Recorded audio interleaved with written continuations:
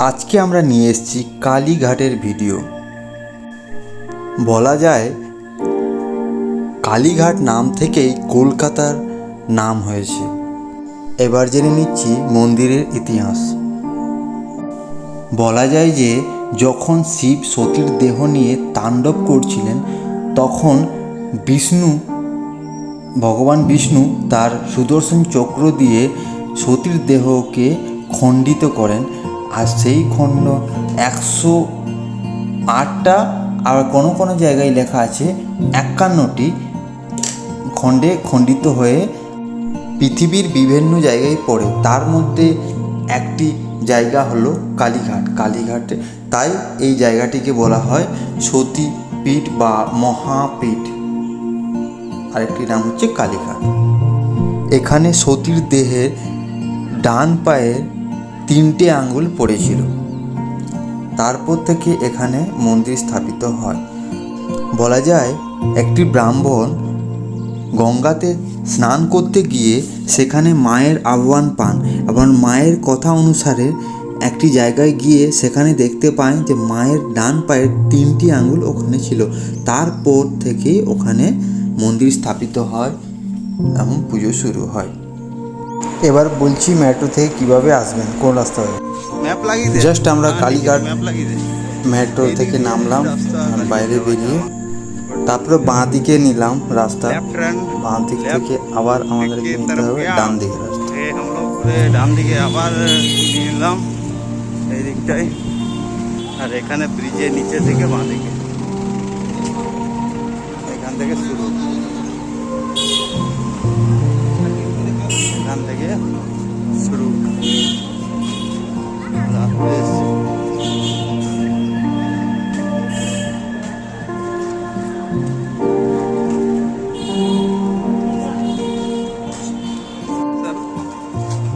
Heavy লাগছে রে।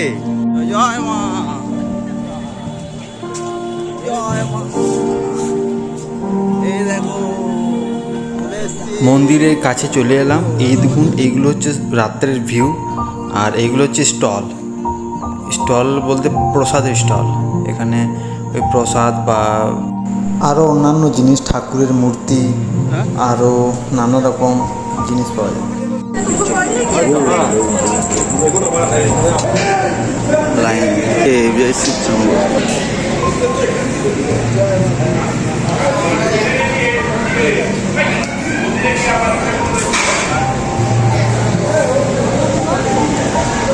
পুজো পাওয়া যায় মন্দিরের ভিতরে।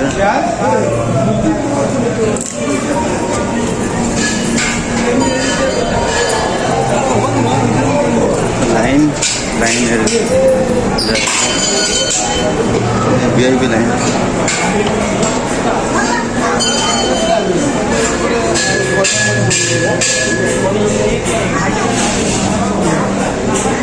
দু নম্বর গেট বন্ধ।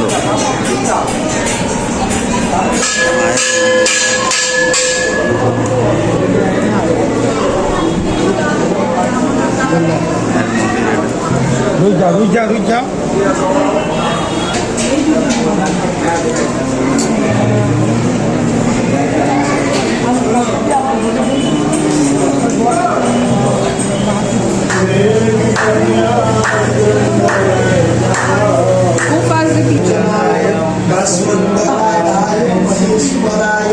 হচ্ছে লাইন, এই দিক দিয়ে প্রদিক দিয়ে লাইন স্টার্ট 2 নম্বর গেট দিক, তারপর এদিকে ঘুরে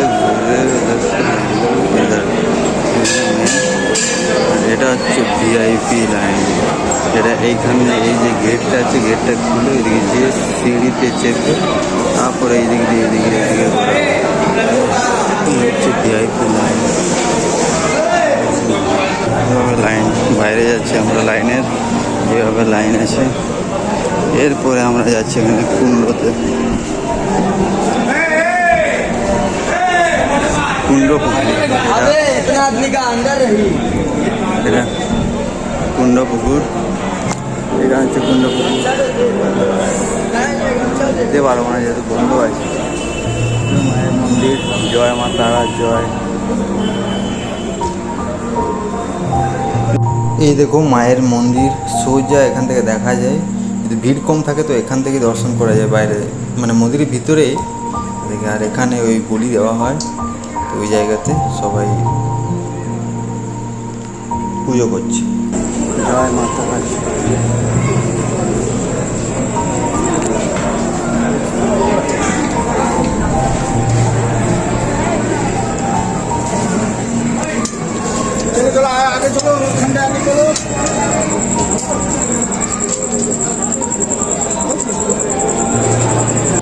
কুণ্ড। আমরা এসেছিলাম 9টার সময়, আর পুজো দিতে দিতে আমাদের প্রায় সময় লাগলো 2 ঘন্টা। 11টায় পুজো কমপ্লিট হলো। এই দেখো মায়ের চূড়ার ওপরে যেটা আছে ওটা সোনারই আছে। নতুন করে একটু মন্দিরটাকে সাজানো হয়েছে, সব কিছু বেশ ভালো নতুন করে করে দেওয়া হয়েছে। চারদিকে লাইটিং বেশ ভালো করে দেওয়া হয়েছে।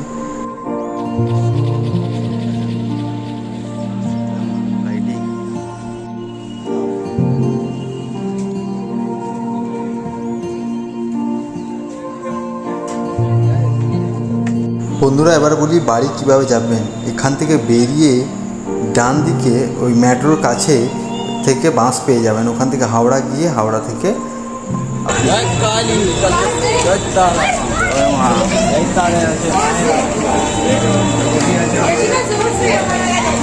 এখানে আমরা চুটি রেখেছিলাম, নিয়ে নিলাম গেট নাম্বার 2 এর সামনে। এবার এখান থেকে নিয়ে নিচ্ছি জুতোগুলো।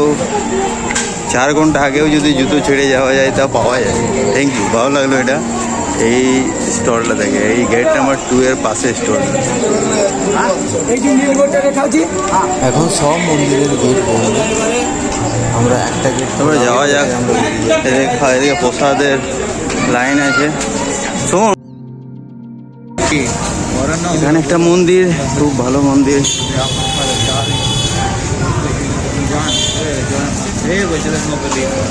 জয় শ্রীরাম, জয় হনুমান, জয় মহাকাল। বন্ধুরা, পুজো ডাল্লা এখানে 50 টাকা থেকে শুরু, আর পুজো হয়ে গেছে। এবার আমরা যাব বাড়ি।